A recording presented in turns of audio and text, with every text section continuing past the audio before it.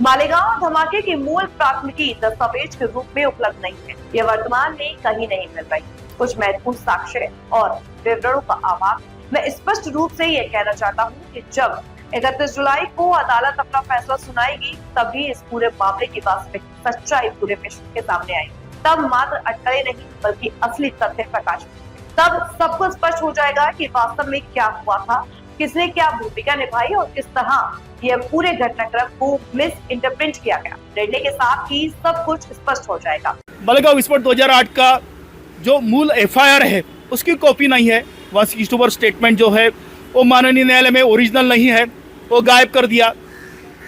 Confessional statement गायब कर दिया। जो इलेक्ट्रॉनिक एविडेंस के नाम के ऊपर जो भी सीडी दिया था वो चला नहीं।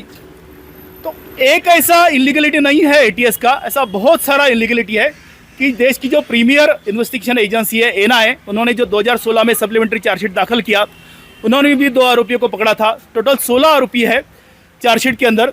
14 को अरेस्ट किया गया, 2 को वांटेड दिखाया गया। आज भी उनका रेड कॉर्नर नोटिस है। 17 साल को उनको पकड़ने में असमर्थ रही है इस देश की एजेंसी।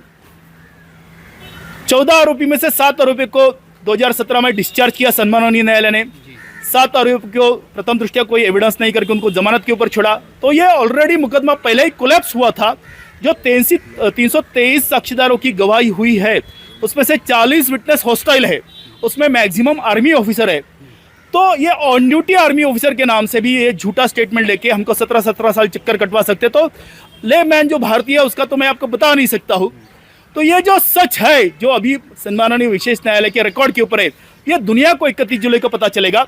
और विश्व पटल के ऊपर जो मुस्लिम तुष्टीकरण का घटिया राजनीति खेला कांग्रेस ने 2009 का आम चुनाव सामने रखकर, निर्दोष हिंदुओं को लटकाया, भगवा आतंकवाद और हिंदू नस्लवाद के नाम से घटिया राजनीति खेली गई।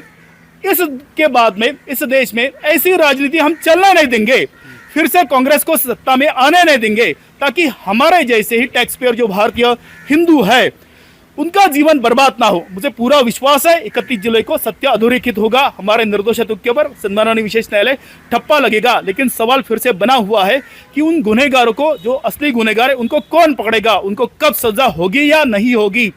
जिन्होंने अपने अधिकारों का बार बार दुरुपयोग किया तो उनको सजा होगी या नहीं होगी। जिन पुलिस ऑफिसर ने बहुत सारा पैसा और लूटा, उसमें से प्रमुखता से नाम है परमवीर सिंह। मैं उसको कतई परमवीर सिंह नहीं कहता हूं, मैं उसको परम क्रूर सिंह कहता हूं। आज अगर उसके पास 100 रुपया है तो उसमें से कम 20 रुपया ये मालेगांव इन्वेस्टिगेशन के नाम से जो हजारों लोगों को मुंबई में उठा के लेके उनसे हड़पा हुआ, उनसे लूटा हुआ इसका पैसा है। और ये जो ऑफिसर थे जिन्होंने इस मुकदमे को लीड किया, उसमें प्रमुखता से केपी रघुवंशी साहब थे, एन अनामी रॉय साहब थे, परमवीर सिंह थे, सचिन कदम थे, अरुण खानविलकर थे। यह ट्रायल के वक्त आए नहीं अपने साक्ष्य रिकॉर्ड करने के लिए, मुंह छुपा के बैठे थे, क्योंकि इनको सच पता था और सच का सामना करने का इनके अंदर साहस नहीं था।